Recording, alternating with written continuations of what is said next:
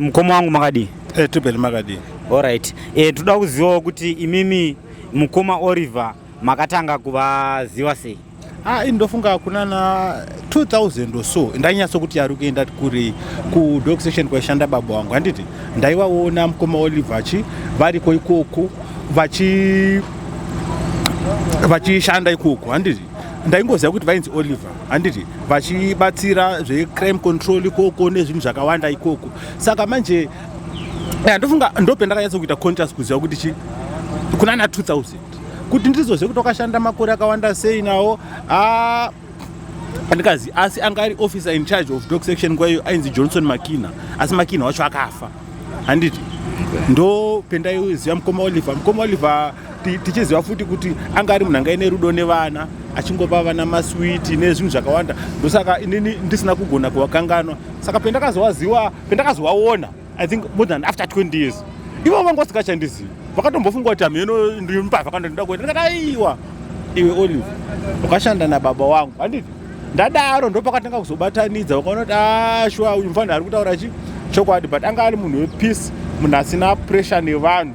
Handiti and munhu anga ine rudo nevana. Ndo zvimwe zvinhu zvendaiona kuti anga asingadi kuti vana vashungurudzwe kana kuti vana vacheme. Akaona kana mumwe mwana achichema aibudisa mari yake ega otenga maswiti. Taimuti Mudhara maswiti because aitenga maswiti aiziva kuti mwana akatengerwa maswiti anonyarara.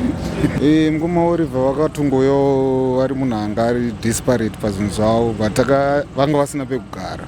Then takazama kuti since usina pekugara imbogara pagaraji.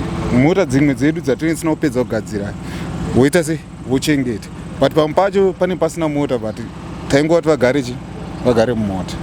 Then woita se wogara mumota. Ndofunga about gore 0.8 kana 7 ipapo ndo time yandagara navo. Alright. Inini nemuzukuru wangu anonzi Johnson Merek ndo ndisana makanika wepanapo. Alright. Kugara kwaita motikari umu mune muripo wamaivabhadharisa here kana kuti zvaifamba sei? Hapana chataikwanisa kuvabhadharisa, but semunhu angawana pekuti agare. Okay. Kana tapindawo musango tikatsvaga tichingwavha taikwanisa kuvatsvagirawo something chatinge tawana panguva yacho. Okay. Ende chiri chokwadi munogona kuvabvunza. Okay. Ndozvaiitika. Kana tashayawo tashaya, asi kana tawana hapana pavaizorara nenzara. Like last time apa wakarwara 3 days vanhu vakacomplaina kuti ko akakufirai munhu munoita sei naye, hamuzive kwaanobva. Tikati kutonga kwaMwari ndokunoita sei kwakakosha. Kana Mwari vatonga vachidaro ndizvozvo, but kana vati hafe. Saka takangoramba tinaye tichitoka tabva kusango kwatinge taenda nogadzira toya chimbapo something zvekuti vakwanise kusurvive. Alright. Kwangu machallenges amaisangana nawo muinawo ndeapi? Machallenges ataisangana nawo ndeyekuti sometimes munhu anenge agona kunge arara togona kusiya rori panapo, inogona kubiwa kana mamira kana diesel, inogona kubiwa diesel kana kuti but kwete kuti iye ndeyaitora panapa agara panotobiwa. Okay. Saka ipapa handimublame.